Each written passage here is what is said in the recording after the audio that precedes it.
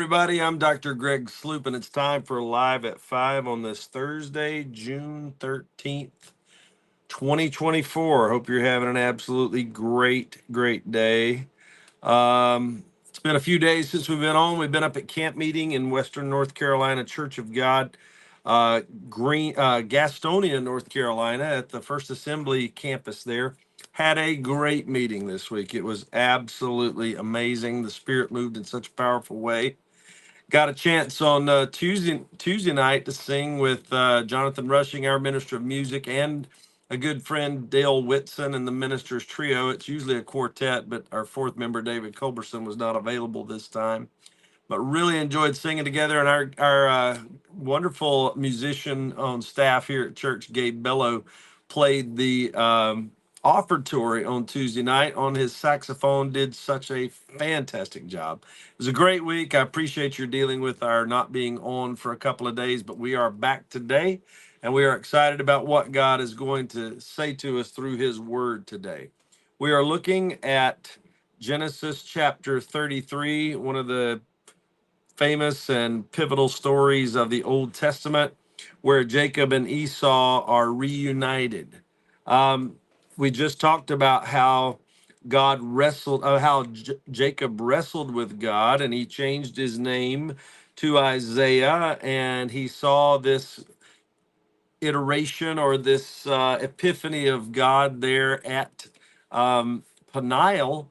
And it was a place where he got some blessing from God, got a blessing from God, got a sense of healing.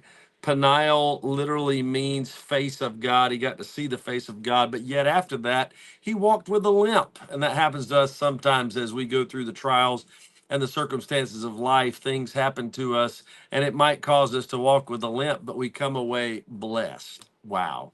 Really appreciate you guys, and glad you're here today. Let's look at the passage, and then we'll talk about it a little bit as we go along. Genesis 33, beginning with verse 1. Now Jacob lifted his eyes and looked, and there Esau was coming, and with him were 400 men. That would have to be a little unnerving.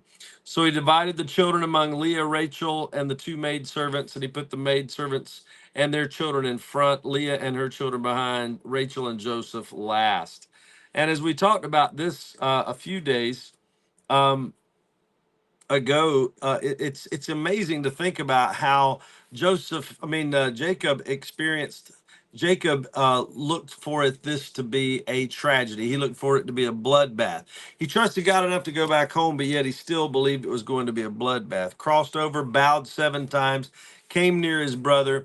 So Esau ran to meet him, embraced him, fell on his neck, and kissed him, and they wept.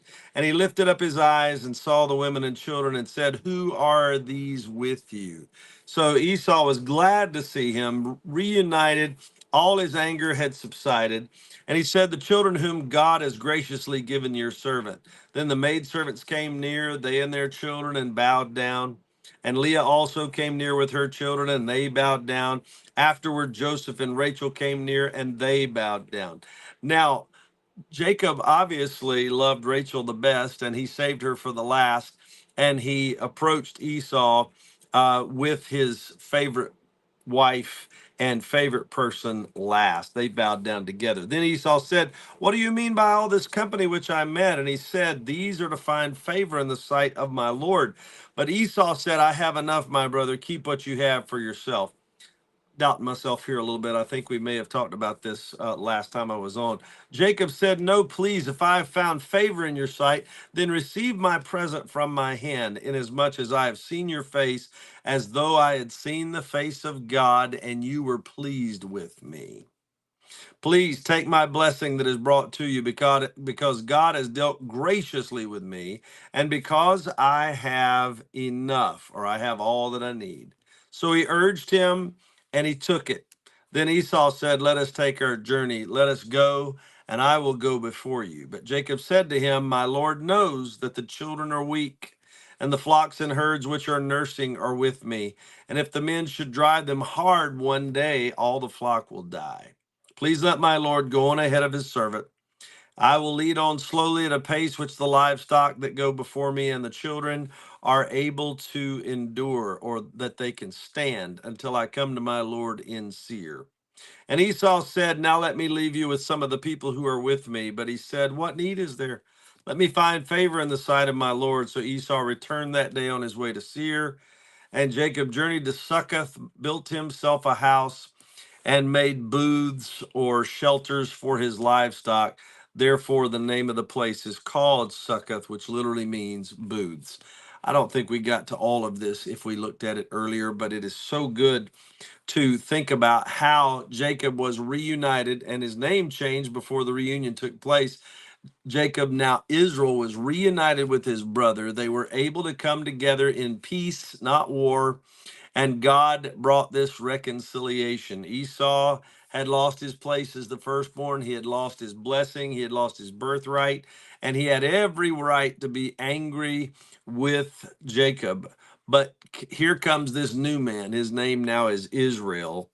And he was able to see reconciliation with this brother that he loved and missed, but ran from because of the trickery that he and his mother had devised.